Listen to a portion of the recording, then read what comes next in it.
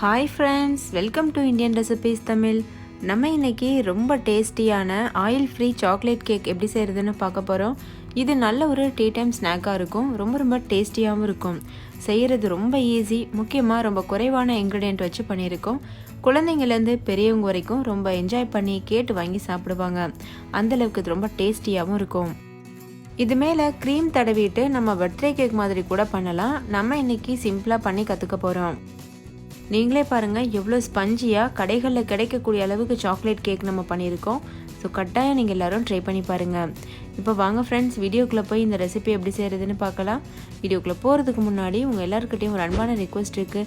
நம்ம channel Indian recipes தமிழை first time பார்க்குற நண்பர்கள் இந்த வீடியோவுக்கு கீழே இருக்க ரெட் கலர் சப்ஸ்கிரைப் பட்டனை கிளிக் பண்ணி சப்ஸ்கிரைப் பண்ணுங்கள். பக்கத்தில் இருக்க பெல் சிம்லையும் கிளிக் பண்ணிவிட்டு ஆல்ன்ற ஆப்ஷனையும் கிளிக் பண்ணி சேவ் பண்ணிக்கோங்க. அப்போ தான் நான் தினம் அப்லோட் பண்ணுற புது வீடியோஸை நீங்கள் மிஸ் பண்ணாமல் பார்க்க முடியும்.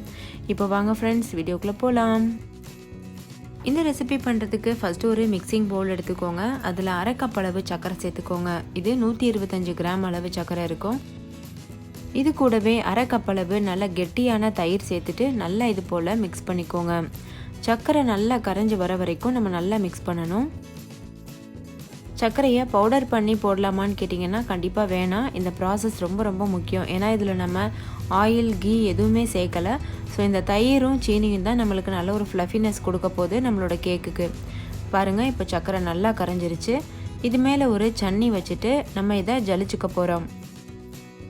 இப்போ இதில் 3/4 கப் அளவு மைதா மாவு சேர்த்துக்கோங்க. கூடவே 1/4 கப் அளவு பால் பவுடர் சேர்த்துக்கோங்க. இது கூடவே 1/4 கப் அளவு கோகோ பவுடர் சேர்த்துக்கோங்க. நம்ம சாக்லேட் கேக் பண்ணுறதுனால கோகோ பவுடர் ரொம்ப முக்கியம். இதில் 1 டீஸ்பூன் அளவு பேக்கிங் பவுடர், அரை டீஸ்பூன் அளவு பேக்கிங் சோடா, இது ரெண்டுத்தையும் சேர்த்துட்டு நல்லா ஜலிச்சுக்கோங்க. இதில் சின்ன கப்பிலாம் இருக்கும். அதனால் கண்டிப்பாக ஜலிச்சுக்கிறணும். அப்போ தான் நம்மளுடைய கேக் நல்லா ஃப்ளஃபியாக வரும். இப்போ நல்லா ஜலிச்சாச்சு. ஜலிச்சதுக்கு அப்புறமா இது கூட ஒரு 1/4 கப் அளவு தண்ணி சேர்த்துட்டு நல்லா மிக்ஸ் பண்ணிக்கோங்க. 1/4 கப் தண்ணியையும் மொத்தமாக சேர்த்துடக்கூடாது. கொஞ்சமாக சேர்த்துட்டு மிக்ஸ் பண்ணி பார்க்கணும். கரெக்டான கன்சிஸ்டன்சி வந்துருச்சுன்னா தண்ணி சேர்க்க தேவையில்லை. நான் இதில் யூஸ் பண்ணியிருக்க கப்போட அளவு ஒரு கப்பு 250 ml. ஸோ உங்கள்கிட்ட இருக்கக்கூடிய ஏதாச்சும் ஒரு 250 ml பிடிக்கக்கூடிய கப் எடுத்துகிட்டு நீங்கள் இந்த கேக் செய்ய ஆரம்பிங்க. அப்போ உங்களுக்கு அளவு மாறாமல் இருக்கும். செய்கிறதுக்கும் ஈஸியாக இருக்கும். அதே போல் கேக் எப்போதுமே ஒரே டைரக்ஷனில் கலக்கணும். மாற்றி 2 பக்கமும் கலக்கக்கூடாது. இப்போ ரொம்ப கெட்டியாக இருக்கிறதுனால கொஞ்சம் போல் நான் தண்ணி சேர்த்துக்கிறேன். சேர்த்துட்டு மறுபடிக்கும் நல்லா கலந்துக்கிறேன். இப்போ பாருங்கள், கேக்கை நல்லா மிக்ஸ் பண்ணியாச்சு. இந்த அளவு கன்சிஸ்டன்சி இருக்கணும். நம்ம விஸ்கை தூக்கி இந்த மாதிரி பண்ணினோன்னா லேசாக அது ஒழுகுறாப்பில் இருக்கணும். செமி லிக்விட் மாதிரி. ரொம்ப தண்ணியாகவும் இருக்கக்கூடாது, ரொம்ப கெட்டியாகவும் இருக்கக்கூடாது. இப்போ இதை நம்ம ஒரு கேக் ட்ரேக்கு மாற்றிடலாம். நான் ஒரு கேக் ட்ரேயில் பட்டர் பேப்பர் போட்டுட்டு அதில் நெய் தடவி வச்சுருக்கேன். அதில் இந்த மாவை நம்ம ஊற்றிடலாம். இப்போ ஒரு கடாயை சூடுபடுத்திக்கோங்க. 5 நிமிஷத்துக்கு ஹை ஃப்ளேமில் வச்சு சூடுபடுத்தி வச்சுருக்கேன். இது மேலே ஒரு ஸ்டாண்டு இல்லைனா ஒரு கப் அளவு உப்பு கூட சேர்த்துக்கிறலாம். உங்கள்கிட்ட ஸ்டாண்டு இல்லை அப்படின்னா நான் ஸ்டாண்ட் வச்சுருக்கேன். அது மேலவே நம்ம வச்சுருக்க கேக் ட்ரேயையும் தூக்கி வச்சுட்டு மூடி போட்டு மூடி லோ ஃப்ளேமில் வச்சு ஒரு 20லேருந்து 25 நிமிஷம் வரைக்கும் வேக வச்சு எடுத்துக்கோங்க.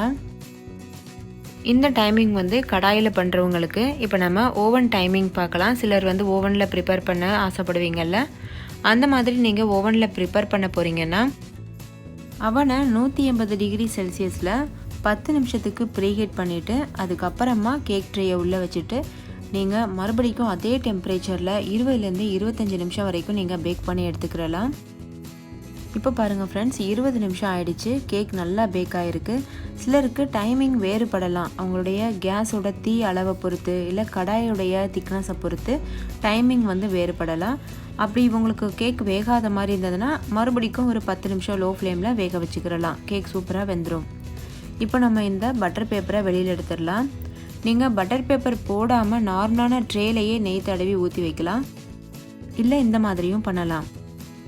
பட்டர் பேப்பர் போடுறதுனால வெளியில் எடுக்கிறதுக்கு ரொம்ப ஈஸியாக இருக்கும். அதுக்காக நான் செஞ்சுருக்கேன். இப்போ இதை வெளியில் எடுத்தாச்சு.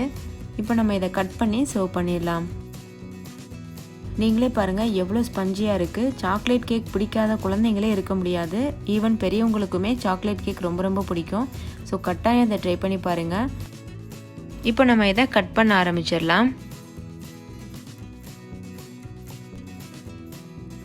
வாவ், நீங்களே பாருங்கள் எவ்வளோ ஸ்பஞ்சியாக சூப்பராக இருக்குது. கடைகளில் கிடைக்கக்கூடியது மாதிரியே இருக்குது. ஸோ இதை நீங்கள் உங்களுக்கு விருப்பமான ஷேப்பில் கட் பண்ணி சர்வ் பண்ணலாம். இந்த கேக் பேட்டர் இருக்குல்ல, நம்ம கேக் மாவு தயாரிக்கிறோம்ல, அந்த டைமில் உங்களுக்கு விருப்பம் இருந்ததுன்னா நீங்கள் ஏதாவது எசன்ஸ் கூட சேர்த்துக்கிறலாம். நான் இன்றைக்கி எந்த எசன்ஸும் சேர்க்கலை. நீங்கள் விருப்பப்பட்டீங்கன்னா வெனிலா எசன்ஸ், சாக்லேட் எசன்ஸ் இல்லைனா ஏலக்காய் பவுடர் கூட சேர்க்கலாம். எசன்ஸே சேர்க்காமலும் ரொம்பவே நல்லாயிருக்கும் இந்த கேக்கு. ஓகே ஃப்ரெண்ட்ஸ், இந்த ரெசிபி உங்கள் எல்லாருக்கும் ரொம்ப பிடிச்சிருக்கும்னு நம்புகிறேன். பிடிச்சிருந்தால் லைக் பண்ணுங்கள், உங்கள் ஃப்ரெண்ட்ஸ் கூட நிறைய ஷேர் பண்ணுங்கள். ஸோ அவங்களும் பார்த்து பயன்பெறட்டும். இன்னொரு சூப்பரான ரெசிபியோட நான் உங்களை சந்திக்கிறேன். அதுக்கு முன்னாடி உங்கள் எல்லாருக்கிட்டையும் ஒரு அன்பான ரெக்வஸ்ட் இருக்குது. இந்த ரெசிபியை பார்த்ததோடு விட்டுறாமல் செய்து பார்த்துட்டு அப்படியே கமெண்ட்லேயும் சொல்லுங்கள் உங்களுக்கு இந்த ரெசிபி எப்படி வந்திருந்ததுன்னு சொல்லி. கூடவே நம்ம சேனல் இந்தியன் ரெசிபிஸ் தமிழை ஃபஸ்ட் டைம் பார்க்குற நண்பர்கள் இந்த வீடியோக்கு கீழே இருக்க ரெட் கலர் சப்ஸ்கிரைப் பட்டனை கிளிக் பண்ணி சப்ஸ்கிரைப் பண்ணுங்கள். பக்கத்தில் இருக்கக்கூடிய பெல் சிம்லையும் கிளிக் பண்ணிவிட்டு கூட இருக்க ஆல்ன்ற ஆப்ஷனையும் கிளிக் பண்ணி சேவ் பண்ணிக்கோங்க. அப்போ தான் நான் தினம் அப்லோட் பண்ணுற புது வீடியோஸை நீங்கள் மிஸ் பண்ணாமல் பார்க்க முடியும். ஓகே ஃப்ரெண்ட்ஸ், இன்னொரு சூப்பரான ரெசிபியில் பார்க்கலாம். தேங்க்யூ, பாய்.